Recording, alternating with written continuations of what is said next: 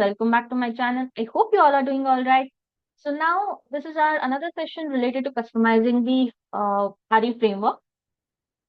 So this topic is about how do we customize all system business success into one XAML file, the way that we have set transaction status. Now, if you think about it, the set transaction status, how it has success, business, and system. Everything combined into one XAML file, and we just invoke this in throughout our automations wherever we need it, right? As of now, in the RE framework, it has been invoked at process state. Now, similar concept.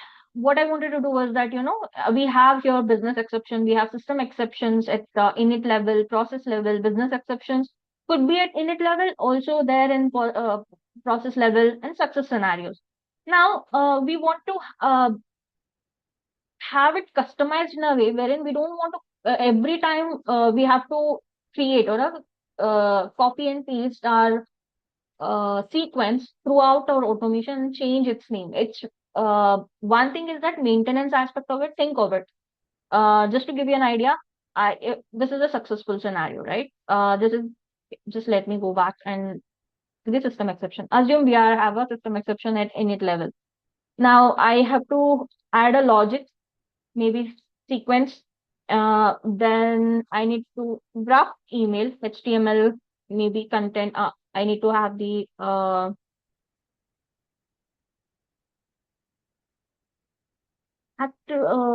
wait, I'm not able to see it.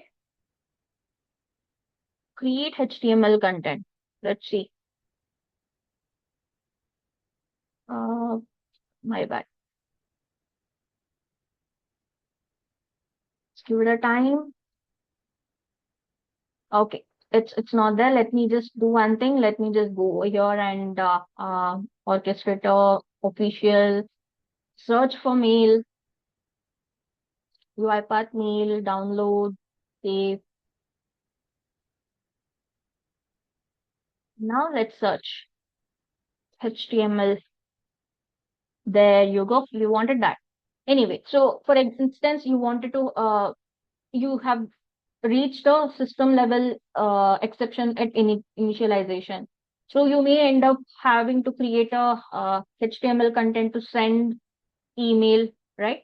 Maybe I'm just using Gmail now. Maybe you have an Outlook or anything. So sending an email. Maybe you need to customize email to email CCs as well. Basically, that needs to be sent. Now, all these things, again, you have to do it for maybe at the process stage also. It depends on your requirement. Again, I'm talking about. So in here, if you see here, again, at the process stage, you may end up having to do the same approach as well. Like send the email to certain people with setting up its email content body, right? Now, this is a repetitive in nature that you're doing. Basically, you copied the same script and you pasted it over here. Think about it now. During the development, it's fine. It's totally okay. You just rename these activities. You're done with it. Okay. But the problem happens, when you want to say perform an enhancement or move away from this create HTML content. Assume scenario where this activity is no longer exist at all or no longer available and it has been deprecated. Now you need to replace this activity by something else. Imagine the overload of work that you need to do. You need to identify this activity. Again, I'm sure you can identify it easily, but you have to replace it every time, right? Every places wherever you have used, you have to replace them. What if I say that you can just invoke one XAML file, or you just have all these informations in one XAML file, and when this kind of a situation arises, what you have to just do, you just have to go to that XAML file and you just have to change in certain sequences of that particular flow. So that's where the customization of sending notification or anything related customizing system business and the success scenarios will come into play. Now let me go back to the customization that I have done. Now this is the example that I created. It is similar concept that we have for setting transaction status. Same concept approach here, success business system. If it is successful, it goes for success, business exception, business system exception. just couple of changes that I've done is that first I'm checking business exception. If there is a business exception, I'm sending up an email with the business error. It doesn't have anything in it. It's just it's sending email to itself. This is my official email ID of this particular automation channel, and it will send a business exception email if at all it has. If there is a system exception, it would just send a system exception email, right? And then if everything goes well, it sends a success scenario. This is just a demo aspect of what I'm doing. Imagine if you have to create maybe HTML or maybe some other activity, maybe send a Teams messages during business exceptions and some things, right? Some activities that you need to do. So you can consolidate it in everything in one XAML file, and in case any changes comes into play, you can just make changes into this particular XAML file. So I hope the idea is clear for you. Now I'll just perform a test and I'll show you what I have done. This is where the XAML file I have invoked, and I'm passing two arguments here, business exceptions, system exceptions, right? Because it's very simple. I'm just doing, I'm not dealing with just sending up an email. Now you may add more like config file or config details informations over here. That way, all your email body, subject, and everything gets stored, or anything related to performing any uh, re- scenario based, like business system or success scenario based, the data manipulations, all those informations related to data manipulations can be stored in your config file, and that config file or config details can be passed over here as a dictionary. Anyway, I'll go here and I'll start explaining what can be done. Now here, let me just pass as nothing, and here also nothing. Right, so it's kind of a success scenario. There is no change at all. Right. Now let's run this and see what gonna happen. Now the run has completed. Let me open the output. It has started and it has ended.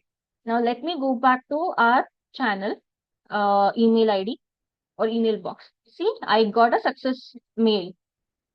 Now let's try a business exception scenario. So I'm gonna customize this error, saying that new business rule exception. Say this is a test message. That's all. It doesn't have to do with anything with respect to message. I am not passing the business exception to an email. Just checking whether it is an business exception or a system exception. Now let's see if we get any business exceptions email. The run has completed, and we got the business exception email. Now let's try out for system exception. I'll just copy this and paste over here, right? Instead of business exception, I'll change it into system exception. Okay, save, done. Let's run this.